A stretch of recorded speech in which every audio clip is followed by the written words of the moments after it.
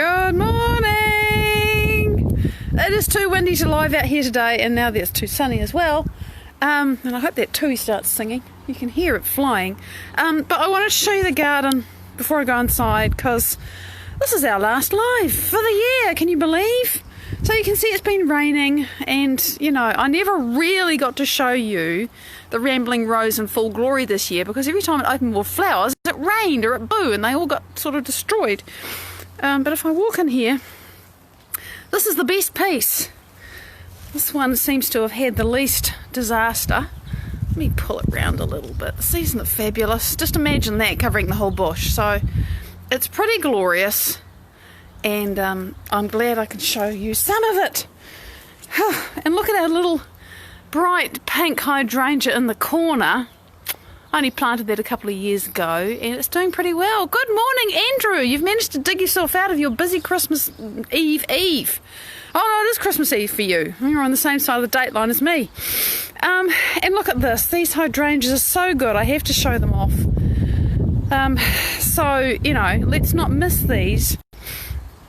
They've got two colours on them, which is also lovely.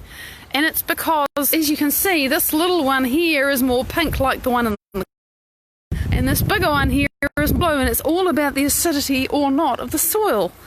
And we've got Alstroemeria, which is a fantastic contrast. This is the poster shot I wanted you to see. It's this beautiful gold. Good morning, Mike!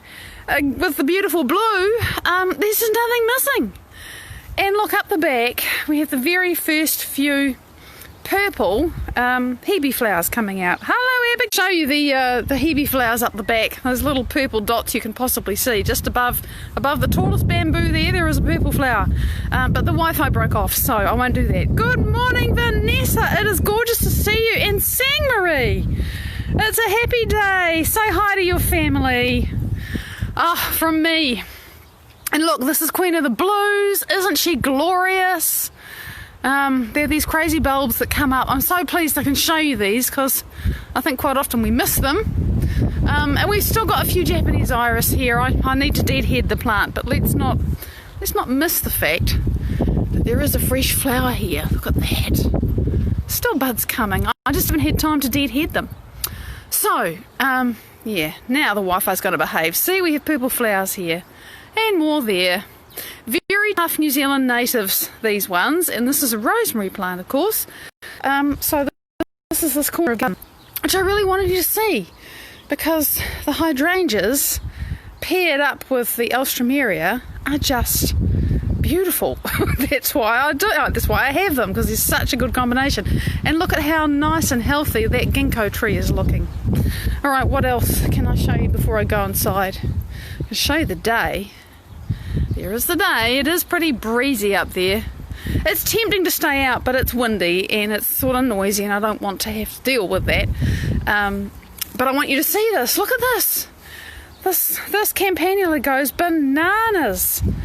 All right, well, enjoy yourself, Abigail. Blessed day. It's a time to embrace the unknown. And look, see the daisies up there. They are daisies. Are just about to burst into flower. You can see there's a few yellow flowers up in the middle of that bush. I don't know if you can see them on the screen, but it's all just coming. There's the pink larkspur. So, good morning everybody. Vasco, it's beautiful to see you. I know your little face up there on my screen. Here is the thalictrum. We enjoyed the white one yesterday in the front garden. This is the purple one in the back garden. I think the best view is actually when you get up close. Yes, we are going to enjoy the garden a bit more than we might today, because it's the last time I get to show it to you for 3 weeks. So now this is the thing I don't show you at all. This is a very old Astelia. It is a native. And look, it makes these berries here. There are flowers beforehand, but I miss those. And it's very old, because I planted this 30 years ago, right? And that's the stump. And it sort of got old and miserable, and I had to pull a lot of stuff off, but it's still growing. As long as you keep it not choked up with its old leaves, it's fine. Oh, here we go. Better pictures. Oh, let me step up on the next level. Now you can see.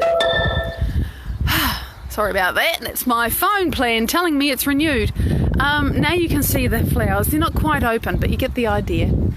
And here are the native New Zealand daisies. There you go. You can see there's some yellow flowers up there. It'll be completely yellow in a few days, or maybe a week. I don't know how long it takes. But meanwhile, aren't they fabulous? It's a really unique and wonderful thing. So I'm glad I can show it to you. Something else that's unique and wonderful, and let me not break my neck, is this. This is another New Zealand native. And you can see it makes these little white flowers, and this beautiful, it's a sedge. It grows in all kinds of places, but its native habitat is actually a wetland. And it has this beautiful foliage called pingao. And of course there's the flax with its flowers. It's so common in New Zealand we can take it for granted, but I love it. And the tui are very fond of it because it's a great source of nectar. And that's what happens when it's finished flowering, then you get seed heads. Alright, let me get down off this little thing that I made. I mean, have a look at this. Focus. There you go. So the seed head is this kind of twisted, turned thing. And then there are the flowers. So, it's lovely. It's lovely. And it's not too bad out here. What do you reckon? Shall I stay with the outside? Look at the golden elderberries. And look at the day. Alright, so let me start with today's topic. Okay, that's Gaia telling me to go inside. I'm going inside. I don't want to be competing with the wind. So, today we're talking about... What the hell are we talking about now?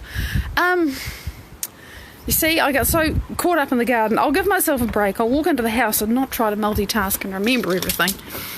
Oh yes, it's about how we notice things by comparison. My lovely laundry that still needs renovating. It's needed that for 20 years. I used to feel a great deal of lack and frustration about it. Didn't have the resources to do it, still don't. But it no longer is an excuse for me to feel angry. Isn't that something? Now, and because it's no longer an excuse for me to feel angry, it's closer to happening. Because it's in me, right? And so the question that one of you asked is about, here I am, I'm doing all this work to improve myself, and I see people having things that I want and doing things that I want to do, and I just turn green, really. It's just like, why don't I have that? And then, hard on the heels of that thought is, what is wrong with me? What haven't I done? Why isn't it here? That, right? We've all experienced that. I think the holiday season can make it worse because everybody's supposed to be happy. And if you don't happen to be, it's like, again, what's wrong with me? By contrast, we make comparisons all the time. We do it automatically. We do it unconsciously. Get my clock out. Why do I still feel so shitty when everybody's having a great time? Of course, most of everybody is also feeling shitty. They're just managing to hide it a little bit better. That doesn't mean they're not feeling shitty. Everybody has their challenges, right? There's just this facade that we all put on because it means we feel safe to go out and sort of experience life. Nothing wrong with it. Nothing wrong with it. It just, we've all got to survive. But there's just better ways to be, okay? So, let me start at the beginning. If that's what's happening, if you are having a dream, having a desire of what you want in your life, trying to get to know the future that you desire, and you're walking along and you're doing your thing, and you're doing your meditation, you're doing your process of becoming, you are doing your work on your body and in your life, you're working in 3D, you're working in 5D, you're doing all of that. And I've had this happen, and it still happens to me from time to time, not as much, I've gotten a lot stronger. And you're going along and you're sort of thinking, I can kind of feel this, and I'm making some different choices, and I'm thinking some different thoughts, and maybe having some different feelings, and that's all great. But then you see somebody, and it may even be somebody you really admire and really like, and they're doing or being or having what you desire to do or be or have, and something inside you goes,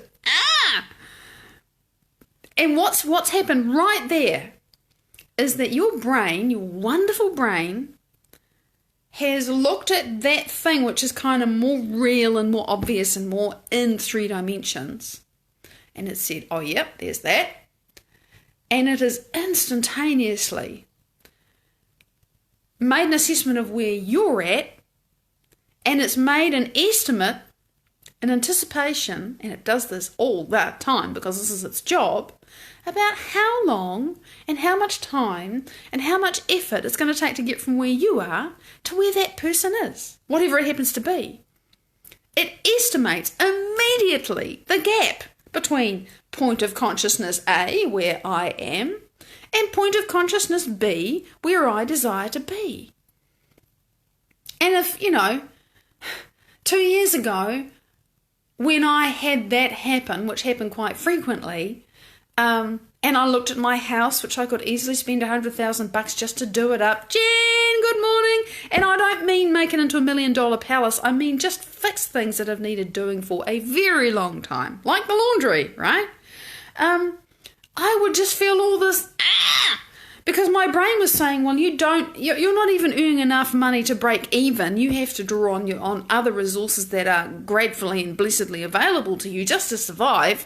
What's wrong with you? Why haven't you done this by now? There's other people in your family who are really successful, who are truly wealthy financially, and what's wrong with me that and I used to feel all of that.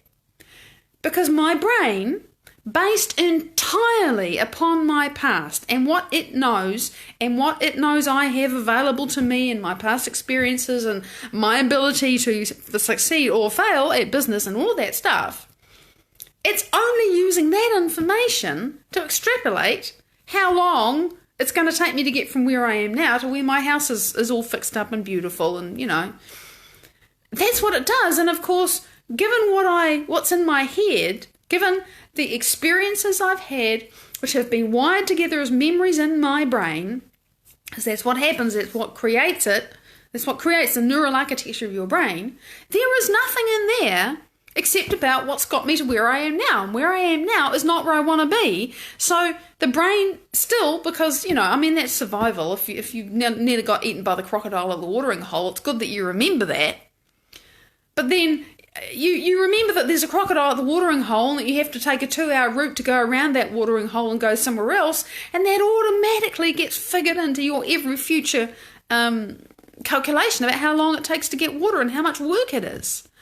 And if that's what's happening in your brain about how you're going to get to your future life, then every time you see somebody or something or whatever that embodies or is a representation of the life that you desire to live, all your brain is going to do is say, oh God, that's so far away, that's so fucking impossible, I feel so pissed off, angry, sad, disempowered, disappointed, victimized, whatever it is that we normally feel. That's what happens.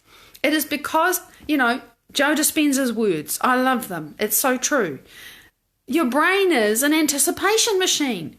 The brain's job is to anticipate things. The minute you wake up, it's running a program about what it anticipates you're going to be doing. You get out of bed, you put your feet in your slippers if it's cold, you put on clothes, you go to the bathroom and do what you do, you go to the kitchen and hit the coffee machine, whatever. I don't. I've never had a cup of coffee in my life. My brain does not anticipate coffee in the morning. Most people's does. Okay? It just anticipates. And then, while you're making the coffee, it's thinking, okay, well, I got to drive to work and I got to go to the dry cleaners. So it's working all that out and you're not even thinking about it. And it just does all that on automatic. But when you're thinking about, well, gee, I'm imagining a life where somehow I'm financially free and I can't, because the program is, no, I get up and I have coffee and I put my clothes on and I go to work and I go to the dry cleaners on the way there. The brain is just running that program because that's what's there. And then, you're trying to build your dream and you've heard that dream building is good, so you go window shopping or you look at magazines and all you do is feel, that was me, okay? I hated dream building because all it did was throw me further into lack. It was horrible. And besides the fact that even in the days when I knew nothing about what I know now, things simply never excited me. Never. Take me to a beautiful furniture and furnishing store and it's like, yeah, well, it's tables and chairs and cushions and it's so fucking what? never gave a wet slap about it. So, it was a double whammy, because not only was it something I couldn't do and didn't feel I could do, it didn't light me up anyway. Whatever. So that was something that it took me ages to realise. So, you have the experience of seeing your desires, but your brain says, but they're so far away, and you feel miserable about it. You think, but hang on, I'm supposed to feel inspired, or you feel envious, or you actually feel angry at that person for having what you desire, or you feel threatened because they're doing something that is sort of, and I've had this happen to me, right? I mean, this is real. You see somebody doing something fantastic and you think, oh shit, I wonder if they're being so successful at that it means that what I'm planning to do, all the customers will be gone. They'll do what I want to do and I'll be left with nothing. It's amazing. And these are people that I really celebrate and love what they're doing. And my brain is saying, oh, but there's not enough. They're a threat. It's insane what we do, because we are there's a point in consciousness, and I've talked about this before, and I read this and I hear this listening to Joe Dispenza all the time. There's a point of consciousness, if I was going to get up and go into the kitchen and get a glass of water, here I am sitting on the couch, and out there is a point of consciousness where I have a glass in my hand, it's under the tap, and I'm filling it up and I'm drinking it. Now, between me here and me there, I mean, you can work it out. I have to stand up, I have to move my legs, I have to walk, I have to open the door, because I shut the door so that my rave doesn't entirely fill the whole house, give my husband some peace.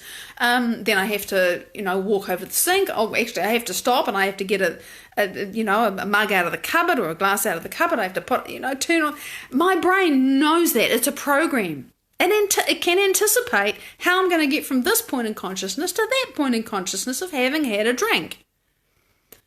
But when this point of consciousness is here with my current bank balance and my current health condition, or my current relationship absence condition, or my current job that really doesn't satisfy me, or whatever it is, and I'm imagining something that's better than that, but unlike me going from here to the sink, I can't work out, I can't anticipate every step that it's going to take for me to get there. So I don't know the path from point A to point B like I do if I'm going to go into the kitchen and get a drink. That's easy, it's a program, I know how to do that. But to get to my future, I don't know. However, the brain doesn't like that. It wants to chuck in a known. So it uses everything that's in there to extrapolate, to anticipate, to work out, to say, oh, well, given how much you can't earn to date, and you want to make lots of money so that you can impact lots of people and fix up your house and live a really worthy life and actually have some time to yourself as well as all of that. And given what I know about what you can do, forget it. It's never going to happen.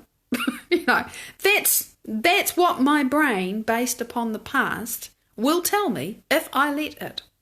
And then, of course, you spiral down into all the misery and the lack and the impossibility and I can't see howness of all of that. And it's really unpleasant. So that's what happens. That's why the brain is an anticipation machine, and it is automatically always going to look at where you are and where you want to be and try to work out how to get there. And if it can't work out how to get there, it's going to say you can't get there, or it's going to take 40 years. That's just what the brain does. So, what do you do when that happens and you feel yourself and oh God, I wish I could do that. I wish I could have that. Oh, that sort of sinking feeling. And so, what do? Well, if you are perceiving a huge gap between you now and the point of consciousness, the place where you want to be, remember, your brain is anticipating and creating and screaming at you about that huge gap based entirely upon the past. Remember, nothing in here is about the future because you haven't gone there yet. So, if you are feeling that sinking feeling, that feeling and the thoughts that go with it are entirely in the past. You want to go to the future, but you're in the past. And you can't go to the future thinking and feeling the thoughts and the behaviours and everything else of your past, right? So what you've got to do is realise, oh my God, I'm back in my past. I'm not in my future at all. And you got to get present again. This is the simple but not easy thing to do. It isn't easy when your brain and your body are raging and telling you how impossible it is and how miserable and victimized and, entitled and everything else that you should feel. It's a challenge to make that decision. I know. So you have to realize that if you're feeling like that, it's based entirely upon the past. It's not true. And also, you are thinking about things in terms of going places and doing things and earning money and taking the right pills and doing the right exercise and eating the right food. You're doing stuff with matter, with physical things. But if you want to create a new life, that life has to be so wonderful and so completely what you desire that you can fall in love with it. Totally fall in love with it. And I'm actually going to... This is inspiring. I wasn't thinking about this yesterday when I decided to do this, long story. Let me see if I can find the bit. I've been reading this book. It says Evolve Your Brain. This is Joe Dispenza's first book, and it's just really waking this up. What did I want to do? What did I want to read? Where it is. It's a section about a brief interlude on love. I'm not going to read the whole thing.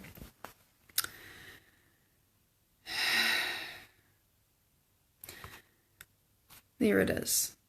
Remember what it is like when we're first in love with someone, or at least think we might be, and we leap over tall buildings to get to see them again. No scheduling conflict is so great, no prior commitment's too important that they can't be changed to accommodate this new love in our life. That's how the process of mentally rehearsing, meditating, imagining, diving into, falling in love with the new vision of ourselves should be. We must fall in love with this vision, never tiring of or becoming bored by this new concept of ourselves.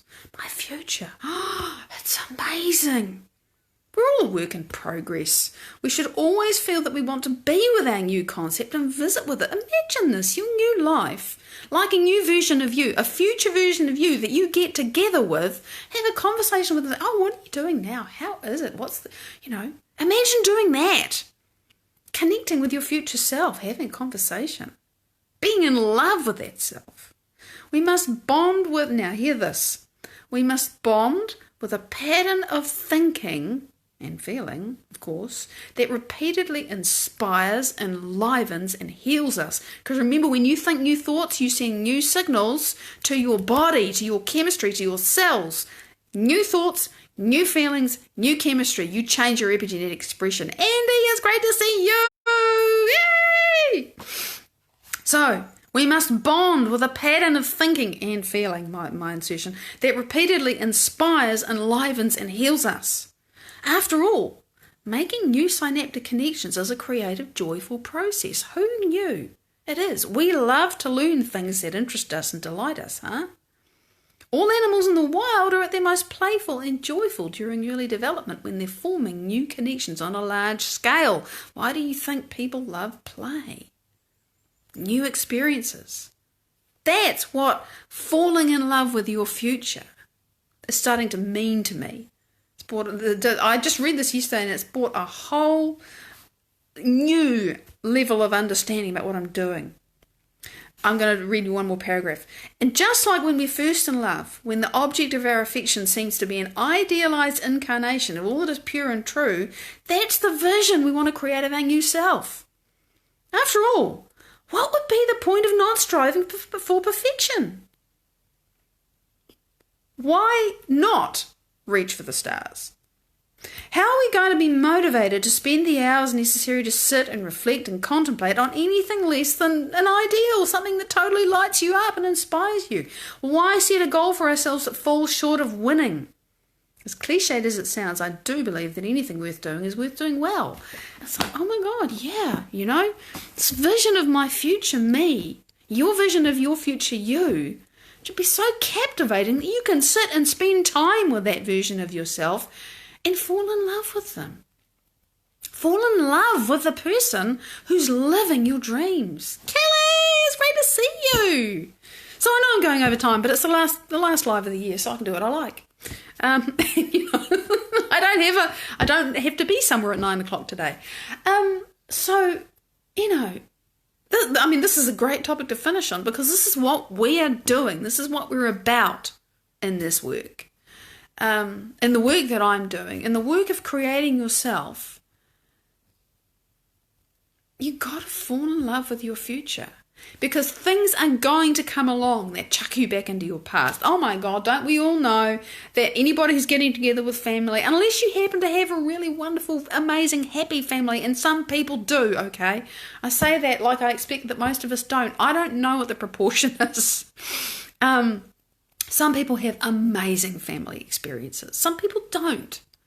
The point is that whether your family experience is good, bad, or indifferent, going to be with those people, if that's what you're going to do in the next little while, and not everybody is. Now, don't let that throw you into lack if it's something you wish you were doing. It's just how it is, bud. It's going to throw you back into the past. You got so many memories and so many neural nets.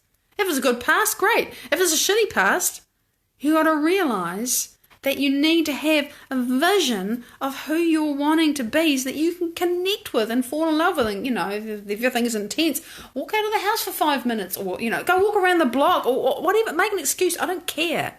To put yourself first, get away and reconnect with who it is you're choosing to be. And I remember what I said yesterday about taking notes about what you're feeling.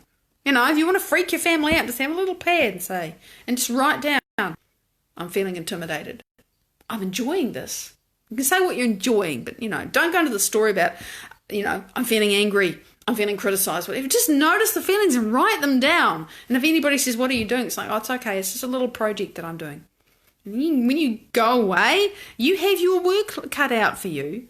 Not to try to analyse all the reasons why you feel that way, but to work out who you are when you don't. Who you are when you've overcome your past and you're living your future. That's what we're doing. And the more you get to know that person, speaking from experience, the more you get to love them. The more you get to be them, and you're so busy becoming and putting your energy into and your focus into and onto that person, that one day you look around and you realise you're not behaving and being that person you used to be, and you have moved out of your past and become your future. And that's happening to me, step by step. I haven't had any huge kapow, suddenly, you know, yesterday that was someone else and now I don't recognise myself. I've had little experiences of that, but they keep happening, and they keep happening more. What I notice as I keep doing this beautiful work that I've learned from Dr. Joe Dispenza, flying thing, is that the experience is growing. There's more energy moving. There's more stuff happening in my brain. I see things, I hear things, I feel things. I become amazing experiences. I couldn't have anticipated when I started 2 Aprils ago, you know. So that's what I want to leave you with.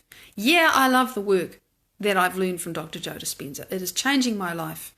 I keep raving about it because it's changing. And I find that it's valuable and useful, and I offer it to people. You know, I send lots of people off to Joe. Go get the information, go learn, go start creating yourself. And many of you do.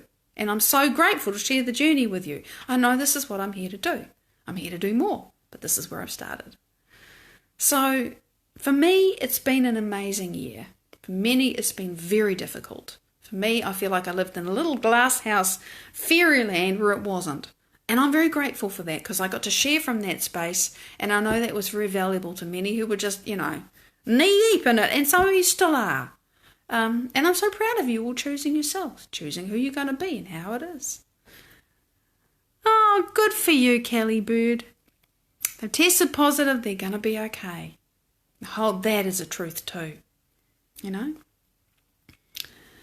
Because love, gratitude, compassion, they heal us. Fear, well, you know, that does the other thing. So, big love. It's been an amazing, amazing year. And next year, it's like the brakes come off for me. Kaboom. Yeah, gem dropping for folks. I know. Joe is just, I'll tell you, Joe is the only incarnate human being who truly inspires me. For a long time, he's been, you know, it's like, oh my God, someone I can actually look up to. Wow. Like, what's wrong with me that nobody's a role model? There you go. Jo, somebody that I really could look at and go, well, there's a life I can imitate. Got to make my own, create my own idealised version of myself. But Jo, fire to kindling, raging inferno now.